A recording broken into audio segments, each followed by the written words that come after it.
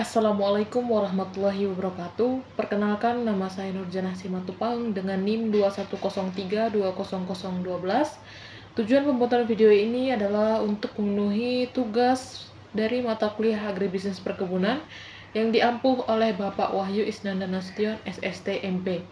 Nah, di video ini saya akan membahas tentang tanaman menghasilkan atau TM. Nah, sebelum masuk ke dalam penjelasan tentang tanaman menghasilkan, di sini saya akan membahas tentang perbedaan antara tanaman menghasilkan dan tanaman belum menghasilkan pada kelapa sawit, yang dimana didasarkan pada umur tanaman, produktivitas, serta status pertumbuhan dan perkembangan buah. Nah, yang pertama ada umur tanaman. Tanaman belum menghasilkan. Di tanaman belum menghasilkan, ini adalah fase awal pertumbuhan kelapa sawit sejak penanaman bibit di lapangan hingga tanaman mulai berbuah. Biasanya tanaman belum menghasilkan berada pada umur 0-3 tahun. Pada fase ini tanaman masih dalam masa vegetatif dengan fokus pada pertumbuhan daun, batang, dan akar. Dan umur pada tanaman menghasilkan mulai berbuah secara komersial dan dapat dipanen.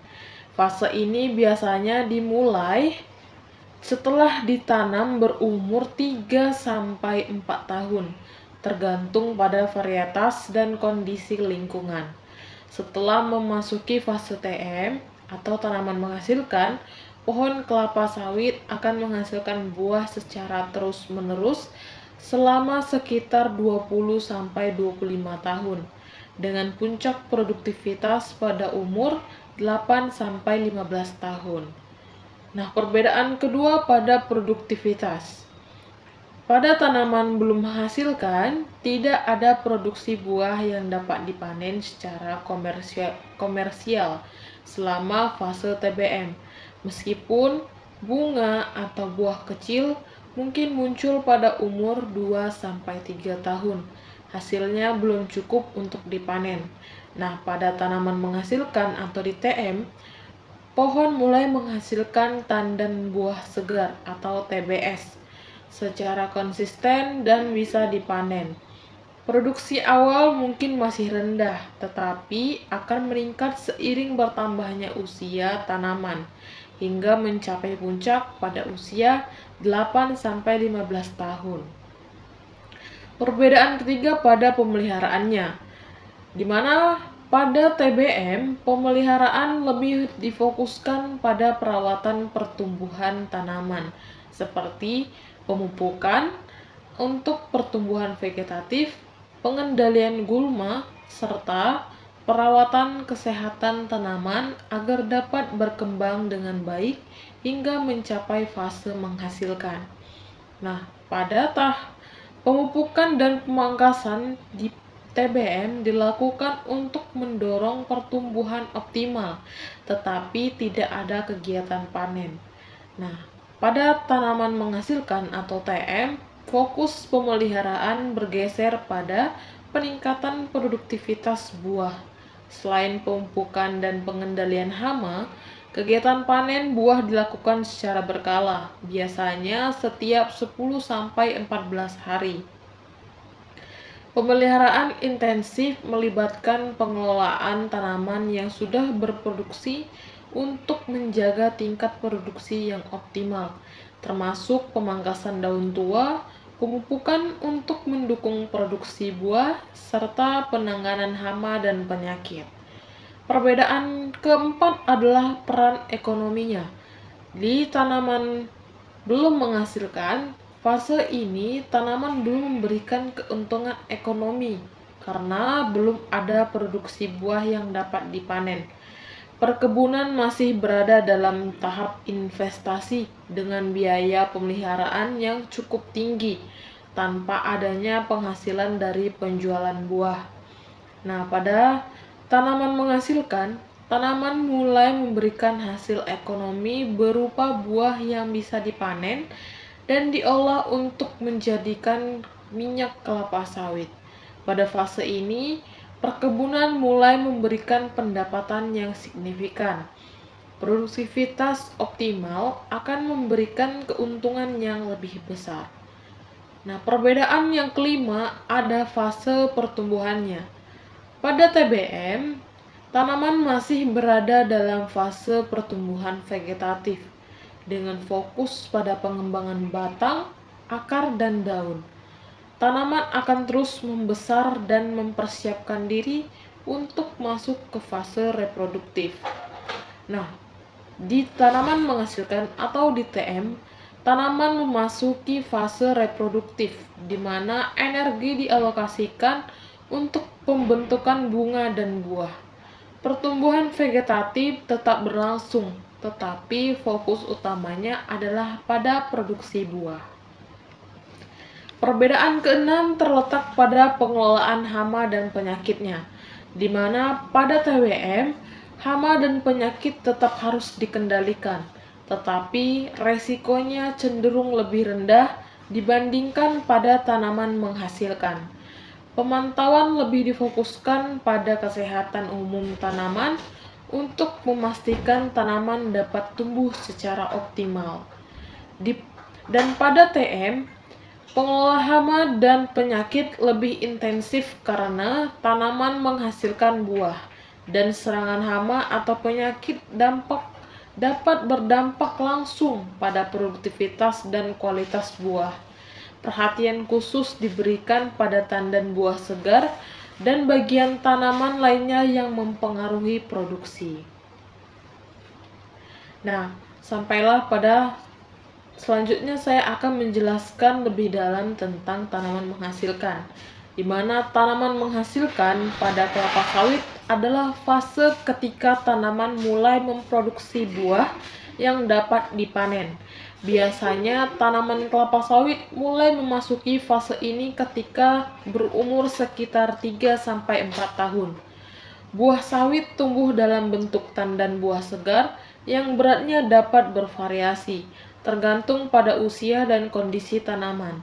Pada fase ini, pohon kelapa sawit berada pada puncak produktivitasnya, yang dapat berlangsung selama 20-25 tahun, tergantung pada faktor perawatan dan lingkungan.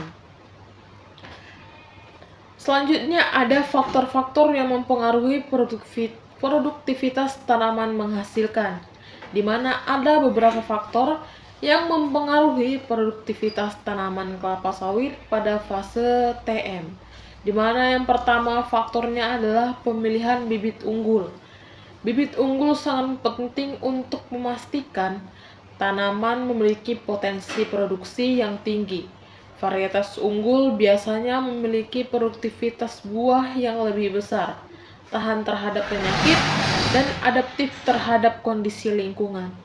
Faktor kedua adalah iklim dan kondisi lingkungan, di mana kelapa sawit membutuhkan iklim tropis dengan curah hujan yang cukup, sinar matahari, serta suhu yang stabil untuk tumbuh optimal.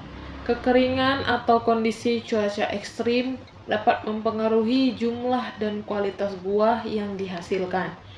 Faktor ketiga adalah teknik pemupukan, di mana pemupukan yang tepat dan terjadwal sangat penting untuk mendukung pertumbuhan dan produksi buah. Unsur hara seperti nitrogen, fosfor, dan kalium sangat dibutuhkan oleh tanaman kelapa sawit dalam fase TM. Faktor keempat ada pengendalian hama dan penyakit. Tanaman kelapa sawit rentan terhadap berbagai hama dan penyakit, seperti ulat api, tikus, serta penyakit busuk pangkal batang. Pengendalian dan penyakit yang efektif diperlukan. Pengendalian hama dan penyakit yang efektif diperlukan untuk memastikan tanaman tetap sehat dan produktif. Faktor kelima adalah manajemen kebun, di mana manajemen kebun yang baik, termasuk pengaturan jarak tanam, pemangkasan, dan pemanenan yang teratur, dapat memaksimalkan hasil produksi. Jarak tanam yang optimal memastikan tanaman mendapatkan cukup sinar matahari dan ruang untuk tumbuh. Nah, pada tanaman menghasilkan ini ada beberapa teknik budidayanya. Yang umumnya yang pertama adalah pemangkasan daun, di mana pemangkasan daun diperlukan untuk memastikan pohon mendapatkan cukup cahaya dan memudahkan akses saat pemanenan. Daun-daun yang sudah tua atau menghalangi sinar matahari ke tandan buah segar harus dipangkas secara rutin. Teknik kedua adalah pengendalian gulma, di mana gulma dapat bersaing dengan tanaman kelapa sawit untuk mendapatkan nutrisi dan air. Oleh karena itu, pengendalian gulma perlu dilakukan secara teratur, baik secara manual maupun menggunakan herbisida. Teknik ketiga adalah pemupukan berimbang, di mana pemupukan pada fase TM harus dilakukan secara berimbang sesuai dengan kebutuhan nutrisi tanaman. Penggunaan pupuk organik dan anorganik dapat dikombinasikan untuk menjaga kesuburan tanah dan mendukung produktivitas tanaman. Teknik ketiga adalah irigasi, di mana irigasi sangat penting, terutama pada musim kemarau. Kekurangan air dapat menyebabkan tanaman stres dan berdampak negatif pada produksi buah. Sistem irigasi yang baik dapat membantu mengatasi masalah ini. Teknik kelima adalah pengendalian hama dan penyakit. Selain hama dan penyakit, selain pemeliharaan rutin, pengendalian hama dan penyakit juga harus dilakukan secara preventif. Pemantauan secara berkala terhadap tanda-tanda serangan hama atau penyakit harus dilakukan untuk mencegah kerugian yang lebih besar. Nah, ada masa puncak produksi dan penurunan produksi pada tanaman menghasilkan, di mana tanaman kelapa sawit mencapai puncak produksinya pada usia sekitar 8-15 tahun, di mana pohon menghasilkan TBS dengan jumlah yang maksimal. Namun, setelah mencapai usia 20-25 tahun, produktivitas pohon mulai menurun. Penurunan ini disebabkan oleh beberapa faktor seperti penurunan kesuburan tanah, semakin besarnya ukuran pohon yang menyebabkan berkurangnya efisiensi fotosintesis, serta penurunan kualitas tandan buah. Nah, pada fase ini petani harus mempertimbangkan opsi untuk melakukan peremajaan tanaman atau replanting dengan mengganti tanaman tua yang produktivitasnya sudah menurun. Nah, pengelolaan tanaman tua dan replanting, di mana ketika tanaman kelapa sawit memasuki usia tua atau lebih dari 25 tahun, proses replanting atau peremajaan harus dilakukan. Peremajaan ini melibatkan penebangan pohon tua dan menggantinya dengan bibit baru yang unggul. Proses replanting biasanya memerlukan waktu sekitar 3-4 tahun sebelum tanaman baru mulai menghasilkan kembali. Selama proses ini, kebun dapat mengalami penurunan produksi sementara. Namun dalam jangka panjang, peremajaan sangat penting untuk menjaga keberlanjutan produksi kelapa sawit. Nah, selanjutnya saya akan menjelaskan lebih detail tentang fase tanaman menghasilkan, di mana tanaman menghasilkan pada perkebunan kelapa sawit mulai setelah tanaman berusia sekitar 3-4 tahun sejak penanaman. Pada fase ini, pohon sawit sudah mulai menghasilkan buah yang cukup untuk dipanen secara ekonomis. Masa produktif ini dapat bertahan hingga usia 25-30 tahun, tergantung dari pemeliharaan dan kondisi lingkungannya. Secara umum, terdapat 3 fase penting pada tanaman menghasilkan. Yang pertama ada fase awal TM, yaitu tahun ke-4 hingga tahun ke-8. Pada fase ini, produksi buah meningkat secara bertahap. Nah, fase kedua adalah fase produktivitas puncak, di mana tahun ke-8 hingga tahun ke-18 produksi buah berada pada titik tertinggi. Nah, fase ketiga adalah fase menurun, yaitu di tahun ke-19 hingga ke-25 sampai 30 tahun. Nah, produksi mulai menurun akibat faktor usia tanaman yang sudah semakin tua. Selanjutnya ada pemeliharaan tanaman menghasilkan, di mana pemeliharaan TM mencakup berbagai kegiatan yang bertujuan untuk memaksimalkan produksi dan menjaga kesehatan tanaman agar tetap produktif selama masa hidupnya. Setiap aspek pemeliharaan dilakukan secara teratur dan terukur. Yang pertama ada pemupukan. Pemupukan merupakan salah satu faktor kunci dalam menjaga kesehatan dan produktivitas tanaman. Kebutuhan pupuk berbeda-beda tergantung kondisi tanah, cuaca, dan usia tanaman. Nah, jenis pupuk yang digunakan yaitu yang pertama ada nitrogen. Nitrogen ini penting untuk pertumbuhan vegetatif, untuk daun dan batang. Yang kedua ada fosfor, di mana untuk meningkatkan sistem perakaran dan pembentukan buah. Yang ketiga ada kalium, di mana membantu pembentukan minyak dalam buah serta ketahanan tanaman terhadap penyakit.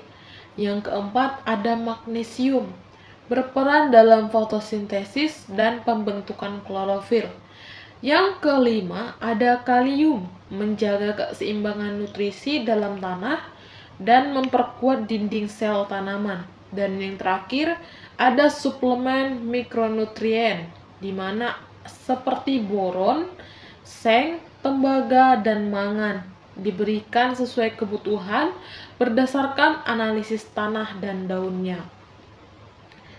Metode pemupukan yang digunakan adalah yang pertama, pemupukan dilakukan 2-4 kali per tahun, tergantung pada kondisi tanah dan analisis daun. Yang kedua, aplikasi pupuk bisa dilakukan secara manual, menggunakan tenaga kerja dengan menaburkan pupuk di sekitar pangkal pohon atau cincin pupuk, atau dengan bantuan mekanisasi jika skala perkebunan besar. Yang ketiga, penggunaan pupuk anorganik seperti urea, MOP, TSP, dan dolomit disesuaikan dengan kebutuhan. Dan yang terakhir, pupuk organik seperti tandan kosong atau janjang gosong yang telah digunakan di pabrik pengolahan seringkali dikembalikan ke kebun untuk dijadikan pupuk organik. Ini membantu menambah unsur hara ke dalam tanah. Pada masa tanaman menghasilkan, dosis pemupukan disesuaikan dengan umur tanaman, kondisi tanah, dan hasil analisis buah, analisis daunnya. Berikut adalah panduan untuk pemupukan tanaman kelapa sawit berdasarkan usia tanaman per tahun selama fase TM. Nah, ketika umur 4-10 tahun di awal tanaman menghasilkan, untuk pupuk nitrogen digunakan 1,5 sampai 2,5 kg per pohon per tahunnya. Untuk fosfor itu digunakan sebanyak 0,3 sampai 0,6 kg per pohon per tahun dalam bentuk TSP. Yang ketiga, kalium digunakan sebanyak 1,0 sampai 3,5 kg per pohon per tahun dalam bentuk MOP. Yang keempat ada magnesium sebanyak 0,5 sampai 1,0 kg per pohon per tahun dalam bentuk dolomit atau kieserite. Yang kelima ada kalsium 1,0 sampai 2,0 kg per pohon per tahun dari dolomit. Yang terakhir ada suplemen mikronutrien bergantung pada hasil analisis tanah dan daun, biasanya diaplikasikan dalam jumlah kecil.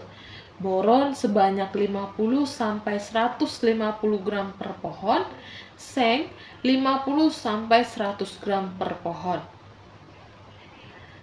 Nah, ketika umur 10-20 tahun, produktivitas maksimal, di mana nitrogen itu digunakan sebanyak 2,0 sampai 3,0 kg per pohon per tahun, dan fosfor 0,5 sampai 1,0 kg per pohon per tahun dalam bentuk TSP.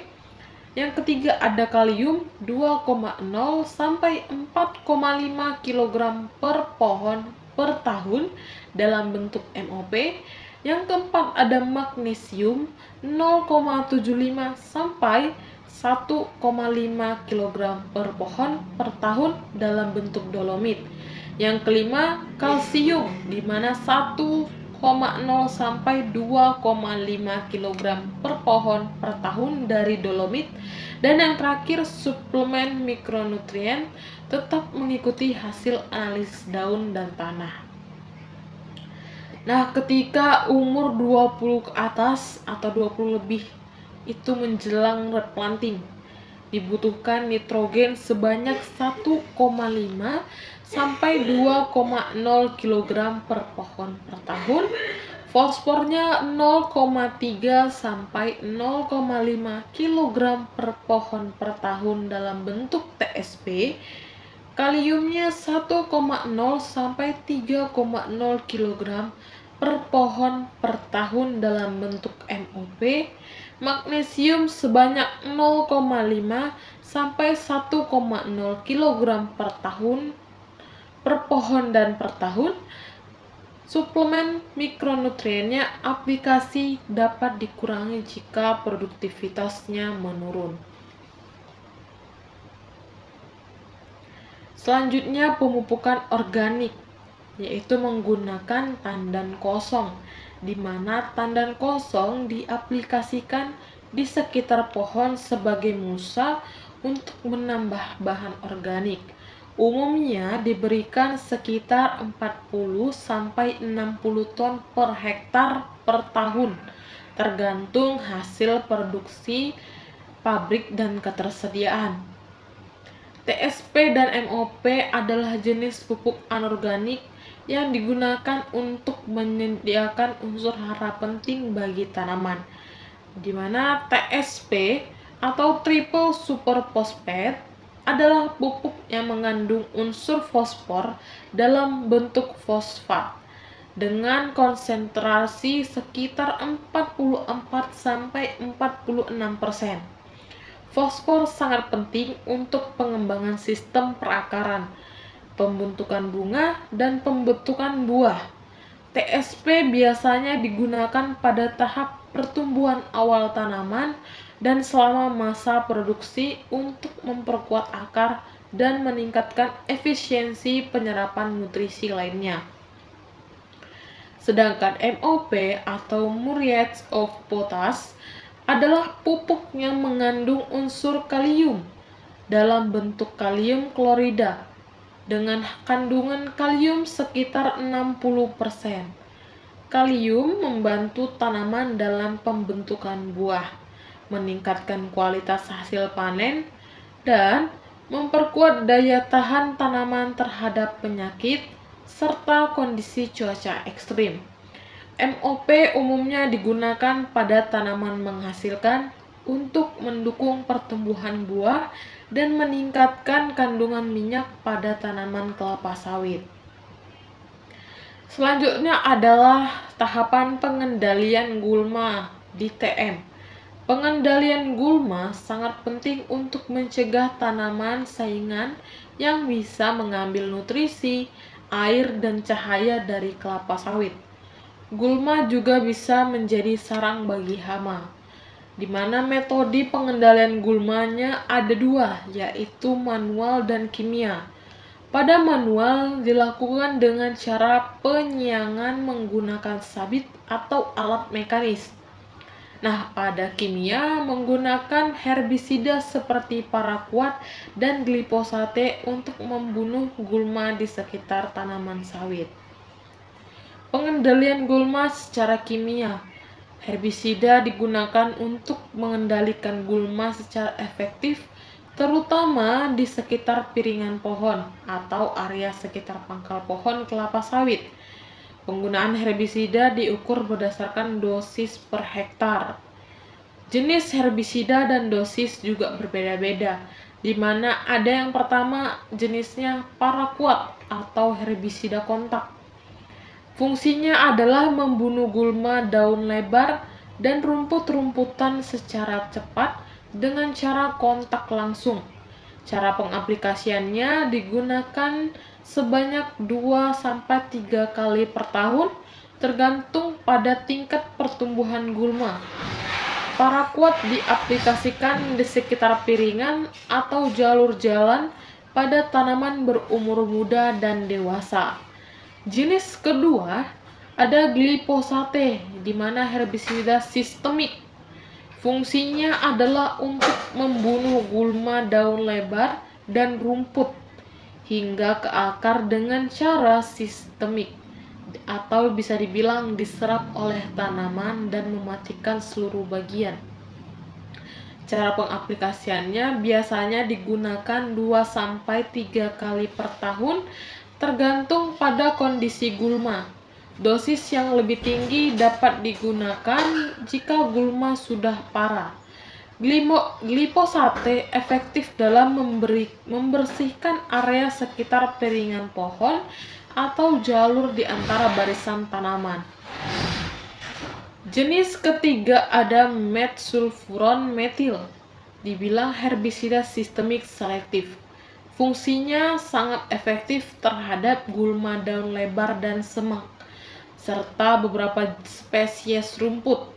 Aplikasikannya biasanya digunakan 1-2 kali per tahun, terutama di area dengan investasi gulma semak dan rerumputan yang lebih kuat. Jenis keempat ada aminopiralit atau herbisida sistemik, di mana fungsi sangat efektif untuk mengendalikan gulma keras seperti semak dan perdu yang sangat sulit diberantas oleh herbisida biasa. Aplikasinya digunakan 1-2 kali per tahun pada area dengan investasi gulma semak berat. Nah, selanjutnya itu ada frekuensi aplikasi berdasarkan umur tanaman. Nah, pada umur 4-10 tahun itu di awal TM, herbisida kontak digunakan untuk membunuh gulma secara cepat pada tahap vegetatif awal, di mana dosisnya adalah paraquat 20% SL, yaitu 1,5-2,5 liter per hektar per aplikasiannya. Yang kedua ada glufosinate amonium, yaitu sebanyak 2,0-3,0 liter per hektar. Yang penggunaan selanjutnya ada herbisida sistemik, di mana digunakan untuk pengendalian gulma yang memiliki akar dalam atau sulit mati dengan herbisida kontak. Yang digunakan adalah glifosate sebanyak 41% SL, yaitu sebanyak 2,0-4,0 liter per hektar per aplikasiannya. Selanjutnya, aplikasi herbisida dilakukan 2-4 kali per tahun tergantung pada tingkat pertumbuhan gulma dan intensitas investasi gulma di lahan. Nah, ketika umur 10-20 tahun pada masa produktivitas maksimal, herbisida kontak digunakan adalah paraquat sebanyak 1,5-2,0 liter per hektar dan glufosinat amonium digunakan sebanyak 2,0 sampai 3,0 liter per hektar. Sedangkan pada herbisida sistemik yang digunakan adalah glifosate sebanyak 3,0 sampai 4,5 liter per hektar, tergantung pada kondisi gulma. Penggunaan herbisida kimia harus disesuaikan dengan kondisi pertumbuhan gulma. Pada umur ini, gulma cenderung lebih mudah dikendalikan karena kanopi pohon kelapa sawit mulai lebih rapat dan mengurangi cahaya yang sampai ke tanah, sehingga menghambat pertumbuhan gulma. Nah, pada umur 20 ke atas atau menjelang masa replanting, yang digunakan adalah herbisida kontak, yaitu paraquat sebanyak 1,0 sampai 2,0 liter per hektar. Yang kedua digunakan glufosinate amonium, di mana sebanyak 1,5 sampai 2,5 liter per hektar. Herbisida sistemik yaitu glifosate sebanyak 2,0 sampai 3,5 liter per hektar, tergantung pada kondisi gulma dan jenisnya. Penutup tanah atau cover crops, di mana legum penutup tanah seperti Mucuna bracteata sering digunakan untuk menekan pertumbuhan gulma sekaligus memperbaiki kesuburan tanah melalui penambahan nitrogen. Selanjutnya ada proses pemangkasan daun, yaitu pemangkasan daun dilakukan untuk memudahkan pemanenan dan menjaga tanaman agar tetap produktif. Frekuensi pemangkasan biasanya dilakukan 2-3 kali per tahun, tergantung jumlah daun mati atau rusak. Metode pemangkasan yang digunakan, daun dipangkas menggunakan egrek atau alat pemotong daun khusus. Daun yang sudah mati dan kering diletakkan di sekitar pangkal pohon untuk mempertahankan kelembapan tanah. Manfaat pemangkasan adalah mempermudah panen. Daun yang terlalu banyak atau terlalu panjang dapat menghalangi akses ke tandan buah. Mengurangi hama, di mana daun yang mati dan kering dapat menjadi sarang hama. Manfaat terakhir, menjaga produktivitas pohon, di mana daun tua yang tidak lagi efektif dalam fotosintesis perlu dipangkas untuk memberi ruang bagi pertumbuhan daun muda yang lebih produktif. Metode pemangkasan yang digunakan yaitu daun yang dipangkas adalah 2-3 pelepah terendah setiap kali panen atau sesuai dengan kebutuhan. Daun yang dipangkas kemudian disusun rapi di barisan antara pohon untuk berfungsi sebagai mulsa alami dan mencegah erosi tanah. Tahap selanjutnya ada pengendalian hama dan penyakit, di mana hama dan penyakit bisa sangat merugikan jika tidak dikelola dengan baik. Pengendalian dilakukan dengan pendekatan terpadu atau integrated pest management. Yang pertama ada hama utama, di mana yaitu seperti ulat kantong atau Methiza plana. Ulat kantong adalah hama yang memakan daun tanaman kelapa sawit, mengurangi kemampuan fotosintesis dan menurunkan produksi.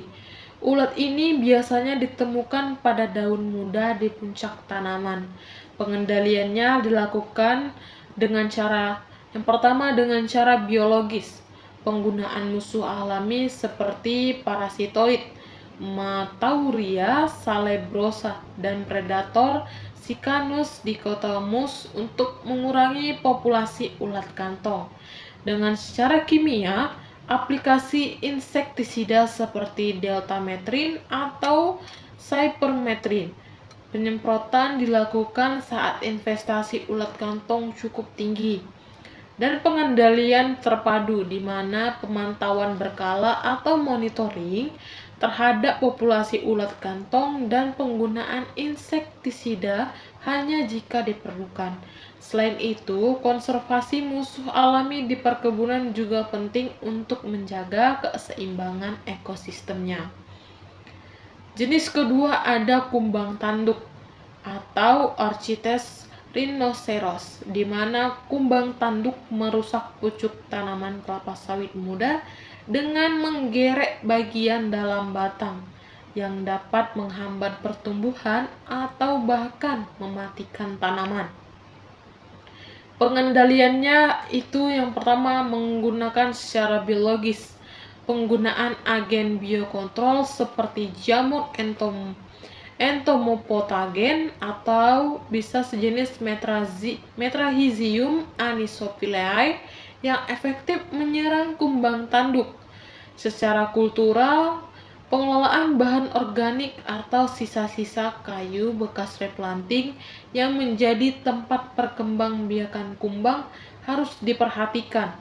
Pengelolaan tumpukan batang kelapa sawit secara tepat mengurangi potensi perkembangbiakan kumbang. Nah, secara kimia bisa digunakan insektisida berbasis karbofuran atau sapermetrin dapat digunakan, terutama pada saat serangan kumbang terlihat signifikan. Hama selanjutnya itu ada tikus, di mana tikus sering menyerang buah kelapa sawit, terutama pada tahap matang yang mengakibatkan kerusakan langsung pada produksi. Pengendaliannya yang pertama secara biologis, penggunaan burung hantu sebagai predator alami untuk mengendalikan populasi tikus. Burung hantu ini sangat efektif dalam mengurangi jumlah tikus di perkebunan secara berkelanjutan. Dengan secara mekanis, yaitu penggunaan perangkap tikus seperti perangkap mekanis atau lem tikus di sekitar area tanaman. Secara kimia, menggunakan rodentisida seperti warfarin atau brodifacoum dapat digunakan dalam keadaan darurat, namun harus dipantau secara ketat untuk menghindari dampak negatif pada hewan liar lainnya. Yang nomor 2 ada penyakit utama, di mana ada yang pertama itu ada Ganoderma boninensis, di mana busuk pangkal batang. Ganoderma adalah penyakit jamur yang menyebabkan busuk pada pangkal batang kelapa sawit, yang dapat menyebabkan kematian tanaman. Penyakit ini menyebar melalui tanah dan material tanaman yang terinfeksi. Pengendaliannya bisa secara yang pertama ada kultural, di mana sanitasi kebun dengan membersihkan sisa-sisa batang atau tanaman mati yang terinfeksi Ganoderma. Hal ini bertujuan untuk mencegah penyebaran jamur melalui kontak fisik dengan tanaman sehat. Yang kedua dengan cara kimia. Penggunaan fungisida seperti hexaconazole atau Trichoderma harzianum dapat diaplikasikan sebagai upaya pengendalian. Namun, hasilnya terbatas jika infeksi sudah parah. Trichoderma adalah agen hayati yang bekerja sebagai antagonis terhadap jamur Ganoderma, membantu dalam mencegah penyebarannya. Nah, yang ketiga dengan cara biologis, yaitu aplikasi jamur antagonis Trichoderma pada akar tanaman untuk mencegah perkembangan Ganoderma. Penanaman bibit yang tahan terhadap Ganoderma juga dianjurkan pada area yang sudah terinfeksi berat. Nah, pengendalian keempat yaitu dengan cara pengelolaan terpadu, di mana pengawasan ketat melalui inspeksi rutin terhadap tanaman, terutama pada tanaman yang sudah berumur 10 tahun ke atas. Pemotongan dan pembakaran tanaman yang terinfeksi berat bisa menjadi tindakan terakhir untuk menghentikan penyebaran penyakit. Selanjutnya ada pengendalian hama dan penyakit, di mana Pengendalian terpadu melibatkan kombinasi metode pengendalian biologis, kultural, dan kimia untuk menekan populasi hama dan perkembangan penyakit dengan tetap menjaga keseimbangan ekosistem. Monitoring rutin terhadap hama dan penyakit di perkebunan, serta penerapan strategi pengendalian yang berkelanjutan akan memberikan hasil yang lebih optimal. Selanjutnya ada pengelolaan air dan drainase, di mana pengelolaan air dan drainase pada kelapa sawit, terutama pada masa tanaman menghasilkan, sangat penting untuk menjaga keseimbangan air yang optimal. Karena baik kekurangan maupun kelebihan air dapat mempengaruhi pertumbuhan dan produktivitas tanaman. Ada penjelasan terperinci terkait frekuensi, metode, dan jumlah air yang dibutuhkan, serta pengelolaan drainasenya. Yang pertama, pada pengelolaan air. Kelapa sawit memerlukan curah hujan optimal antara 1.800 hingga 2.500 mm per tahun yang terdistribusi secara merata.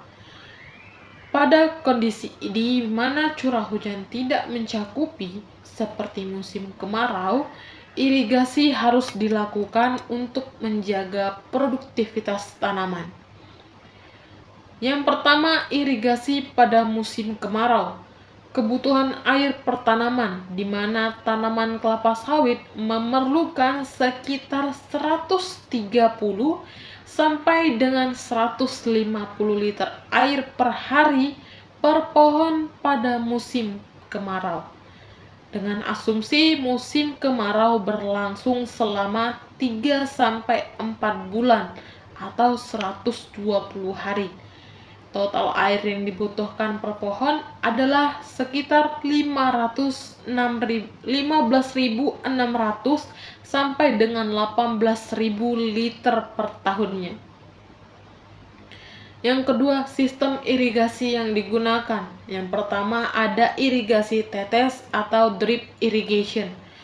Efisien karena air diberikan langsung ke akar tanaman dalam jumlah kecil, tetapi terus-menerus. Irigasi ini meminimalkan pemborosan air, terutama di lahan kering. Frekuensinya dijalankan setiap hari selama musim kemarau. Yang kedua ada irigasi sprinkler atau sprinkler irrigation. Air disemprotkan dalam bentuk tetesan kecil ke area sekitar tanaman, meniru hujan. Frekuensinya bergantung pada kekeringan. Irigasi sprinkler dilakukan 1 sampai 2 kali per minggu dengan total air yang digunakan atau yang diberikan per aplikasi adalah 3.000 sampai 4.000 liter per hektarnya. Selanjutnya, frekuensi irigasi berdasarkan kondisi tanah, di mana lahan kering atau berpasir, irigasi diperlukan lebih sering dengan frekuensi 2 sampai 3 kali seminggu atau bahkan lebih. Lahan gambut atau tanah liat, di mana lahan ini memiliki daya simpan air yang lebih tinggi, sehingga irigasi mungkin hanya diperlukan 1 sampai 2 kali per minggu selama musim kemarau. Selanjutnya ada pengelolaan drainase, di mana pengelolaan drainase yang baik sangat penting untuk mencegah genangan air yang bisa menyebabkan kondisi anaerob, di mana kekurangan oksigen pada akar, menghambat pertumbuhan tanaman dan memicu serangan penyakit seperti Ganoderma. Yang pertama ada sistem drainase di lahan gambut atau datar. Yang perlu diperhatikan adalah kedalaman dan lebar saluran, di mana di lahan gambut saluran drainase harus dibuat dengan kedalaman 80 sampai 100 cm dan lebar 50 sampai 60 cm. Kedalaman ini cukup untuk memastikan air yang berlebih dapat dialirkan dari permukaan tanah. Yang kedua, di lahan datar atau non-gambut, kedalaman saluran drainase bisa lebih dangkal, sekitar 50 sampai 80 cm tergantung kondisi tanah dan curah hujan. Yang kedua, perlu perhatikan jarak antara saluran drainasenya, di mana umumnya jarak antar saluran drainase adalah 30 sampai 50 meter, tergantung pada topografi dan tekstur tanah.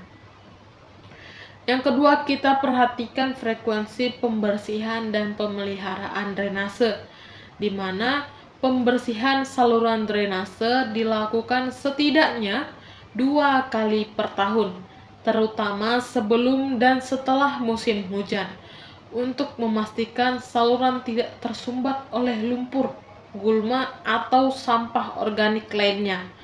Pemeliharaan rutin di mana saluran harus dipantau setiap bulan untuk memastikan tidak ada genangan yang dapat menyebabkan pembusukan akar. Selanjutnya, kita memperhatikan pengelolaan air di lahan berbukit, di mana yang pertama kita perhatikan pembuatan terasering, di mana pada lahan miring, terasering dibangun untuk memperlambat aliran air dan mencegah erosi. Saluran kontur, di mana saluran drainase dibuat sejajar dengan kontur lahan untuk mengurangi kecepatan aliran air, mencegah erosi, dan mengarahkan air berlebih ke saluran utama. Selanjutnya perlu perhatikan adalah penggunaan kolam penampung atau water reservoirs, di mana yang pertama penampungan air hujan. Di beberapa perkebunan, kolam penampungan air dibangun untuk menampung air hujan yang dapat digunakan selama musim kemarau. Kapasitas penampungan kolam ini biasanya didesain untuk menampung air dengan kapasitas 10.000 sampai 20.000 meter kubik per hektar, tergantung kebutuhan irigasi kebunnya. Yang selanjutnya ada proses pemanenan. Pemanenan kelapa sawit memerlukan teknik yang baik untuk memastikan hasil buah optimal dan mencegah kerusakan pada pohon. Yang pertama ada kriteria kematangan buah. Tandan buah segar atau TBS harus dipanen pada saat buah sudah matang sempurna untuk mendapatkan hasil minyak sawit yang maksimal. Kita bisa lihat indikasi kematangannya. Bisa lihat dari warna buah berubah menjadi merah ke orange terang, ya 5-10% brondolan atau buah kecil yang lepas dari tandan sudah jatuh di sekitar tandan. Bisa dilihat juga dengan kualitas buah. Jika dipanen terlalu awal, kandungan minyaknya belum maksimal. Jika terlambat dipanen, kandungan asam lemak bebas meningkat sehingga menurunkan kualitas minyaknya. Asam lemak bebas atau FFA atau free fatty acid adalah komponen yang terbentuk akibat pemecahan lemak atau minyak menjadi gliserol dan lemak dan asam lemak. Dalam konteks minyak kelapa sawit, FFA mengacu pada jumlah asam lemak yang terpisah dari trigliserida dalam minyak sawit mentah atau CPO. Ada penjelasan singkatnya, yaitu sumber FFA. FFA dihasilkan dari proses hidrolisis atau oksidasi trigliserida dalam minyak sawit yang bisa terjadi selama pemanenan, pengelolaan, ataupun penyimpanan. Semakin lama waktu antara pemanenan dan pemrosesan, semakin tinggi kadar FFA-nya, terutama jika buah sawit dibiarkan membusuk atau terluka. Dampak dari FFA ini adalah kadar FFA yang tinggi dalam minyak kelapa sawit dapat menurunkan kualitas minyak, karena FFA yang tinggi menyebabkan minyak berbau tengi, rasanya tidak enak, dan memiliki stabilitas yang lebih rendah. Standar FFA untuk minyak kelapa sawit mentah Kadar FFA yang diizinkan biasanya di bawah 5%. Minyak dengan FFA tinggi harus diproses lebih lanjut melalui pemurnian untuk menurunkan kadarnya. Ada beberapa faktor yang meningkatkan FFA. Yang pertama itu ada buah sawit yang terlambat dipanen atau busuk. Yang kedua, ada penanganan yang buruk selama pengangkutan. Yang ketiga, suhu dan kelembapan tinggi selama penyimpanan. Nah, cara mengidentifikasi buahnya yang sudah matang adalah yang pertama ada pemeriksaan visual oleh pemanen di lapangan. Dan yang kedua, pemanenan terlatih akan mengamati tandan dan memutuskan waktu yang tepat untuk memotong tandan tersebut. Nah, selanjutnya ada alat dan teknik pemanenannya.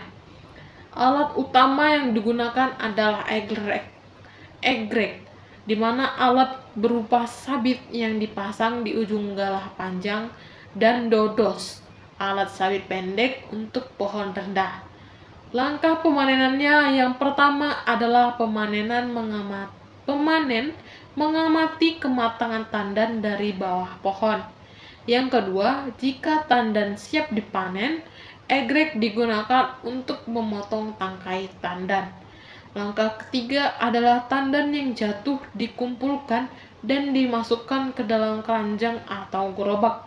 Dan langkah yang terakhir, belondolan yang jatuh di sekitar pohon juga dikumpulkan karena masih memiliki kandungan minyak yang tinggi.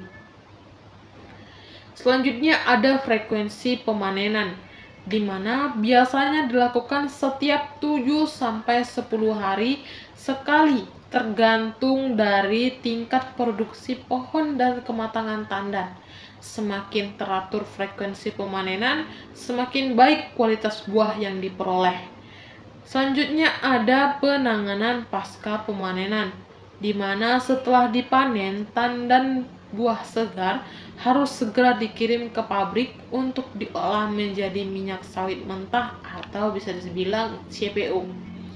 Yang pertama ada transportasi. TBS harus diproses dalam waktu kurang dari 24 jam setelah panen untuk mencegah peningkatan kadar asam lemak bebas. Yang kedua, pengelolaan di pabrik, di mana TBS direbus, dipipil, dan diekstraksi minyaknya. Proses ini melibatkan perebusan, pengepresan, dan pemurnian minyak. Selanjutnya ada siklus produktivitas dan replanting. Setelah mencapai usia 25-30 tahun, produktivitas tanaman kelapa sawit akan menurun. Peremajaan atau replanting dilakukan dengan cara yang pertama, pembongkaran pohon lama, di mana menggunakan alat berat untuk mencabut pohon tua dan menghancurkan kayu bekas. Yang kedua, penanaman bibit baru, di mana bibit unggul yang tahan penyakit dan berproduksi tinggi ditanam untuk menggantikan pohon yang lama. Nah, kesimpulan dari materi ini adalah tanaman menghasilkan atau TM dalam budidaya kelapa sawit merupakan fase penting yang menentukan tingkat produktivitas kebun. Pemahaman yang baik tentang teknik budidaya, perawatan, serta pengendalian faktor eksternal seperti hama dan penyakit akan sangat berpengaruh pada hasil yang diperoleh. Industri kelapa sawit yang berkelanjutan tidak hanya bergantung pada peningkatan produksi, tetapi juga pada upaya menjaga kelestarian lingkungan dan kesejahteraan petani. Dengan pengelolaan yang baik, tanaman kelapa sawit dapat memberikan kontribusi besar bagi perekonomian serta memenuhi permintaan global terhadap minyak sawit. Dan itu saja penjelasan dari saya. Jika ada salah kata, saya mohon maaf. Saya akhiri, terima kasih. Assalamualaikum warahmatullahi wabarakatuh.